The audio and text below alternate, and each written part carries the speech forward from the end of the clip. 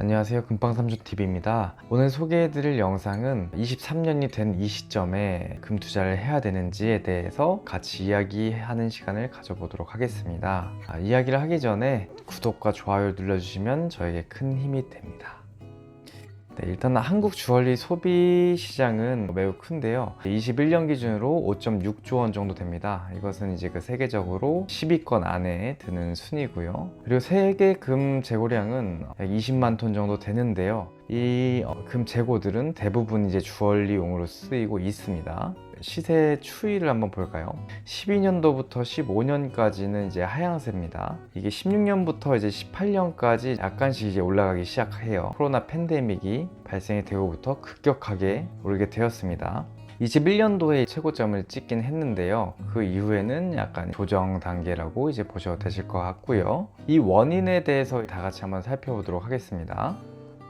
일단 코로나가 터졌죠. 코로나가 터진 이후에 금값이 급격히 상승을 했고, 근데 코로나가 이제 좀 지나고 나니까 이제 사람들이 그다지 위협적이지 않구나 라고 인식을 하는 순간부터 금값이 다운되기 시작합니다. 그리고 나서 조금 있다가 이제 우크라이나와 이제 러시아가 이제 전쟁을 하죠. 급격하게 또 올라가요. 쫙 올라갔다가 또 이제 좀 지나 보니까 얘네가 그냥저냥 세계적으로 큰 위협이 되진 않는다고 이제 판단이 전부 되는 거죠. 정말 큰 위협이 되어서 예를 들어 뭐 제3차 대전 뭐 이런 식으로 갔다면 금값은 정말 최고치를 찍었을 거예요. 근데 그렇게 심각하진 않구나 라고 인식을 했기 때문에 아무래도 금값이 떨어진 것 같습니다. 그렇게 돼서 이제 금값이 천천히 계속 떨어졌고요. 지금은 어떻게 보면 좀 그때에 비해서 많이 떨어졌다고 볼 수 있습니다. 자, 그래서 이제 우리가 이제 판단을 해야 되겠죠. 지금쯤 금을 사야 되나 말아야 되나 이런 고민들을 많이 하실 텐데, 일단 여러 가지 요소가 있습니다. 금값을 좌지우지하는 것은 세계적으로 이제 치안이 어떠한가, 세계적으로 좀 안정화가 되어 있는가, 일단 첫 번째 요소가 되겠고요. 두 번째로는 이제 수요와 공급이에요.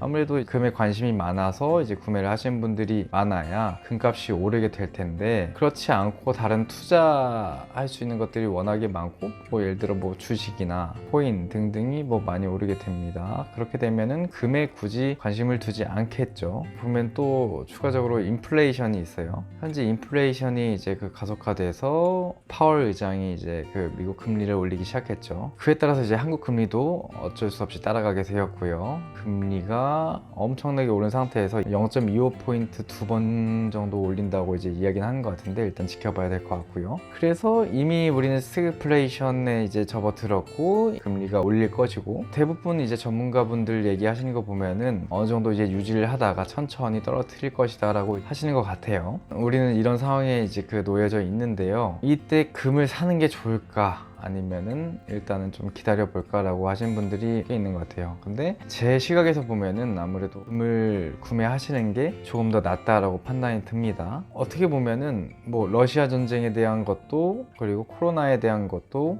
어느 정도 좀 무딘 상태예요. 그렇기 때문에 금값이 떨어진 거고요. 다음 상황에 대해서는 우리가 알진 못하지만 그 다음 이슈는 무조건 있을 것이고요. 장기적인 또는 중기적인 측면에서 본다면 금이 유통되어서 이제 판매를 시작한 시점부터 지금까지 보면은 무조건 우상향으로 왔습니다. 물론 단기적으로는 조정이 있었지만 중장기적으로는 지금 떨어진 적이 없어요. 꾸준히 투자를 하시게 되면은 전 괜찮다고 보고요. 이건 또 왜 그러냐면 KRX 이제 거래소가 2014년 3월에 탄생을 했고요. 예전에는 나이가 좀 있으시거나 이제 금에 대한 이제 정보가 어느 정도 있으신 분들이 금 투자를 했는데요. 지금은 그렇게 많은 정보가 필요하지 않아요. 인터넷도 잘 되어 있고 핸드폰에 간단히 쳐도 나오는 게 금값이고요. 그리고 이 KRX 금거래소 같은 경우에는 2014년도에 이제 나왔다고 했잖아요. 그 이후에 약 34배 정도가 이제 6년 동안에 올랐대요. 이 의미는 뭐냐면 금을 거래할 수 있는 사람들이 점점 늘고 있다는 거거든요. 예전에는 금을 거래할 수 있는 곳으로 가서 직접 거래를 했지만 지금은 핸드폰으로 간단하게 거래를 할 수 있게 되었어요. 나이대가 좀 어리신 분들도 쉽게 거래를 할 수 있겠죠. 이것은 앞으로도 더 확대가 될 것 같고요. 그렇게 되면은 아무래도 금값은 수요적인 측면에 대해서 이제 오를 거기 때문에 금값이 중장기적으로 보면은 오른다고 생각합니다.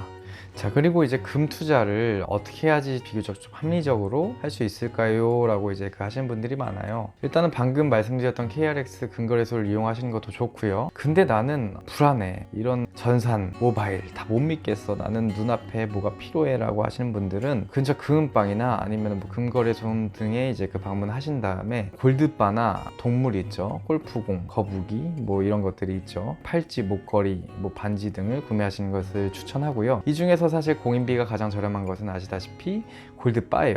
근데 골드바보다 조금 더 저렴한 게 있습니다. 골드바는 프레스를 이제 누르기 때문에 그 프레스 공임이 있어요. 프레스 비용보다 기본 디자인의 아기 반지 공임이 더 저렴합니다. 그래서 골드바가 좀 멋져 보이긴 하지만 아기 반지로 금 테크를 하시는 것을 더욱더 추천드립니다.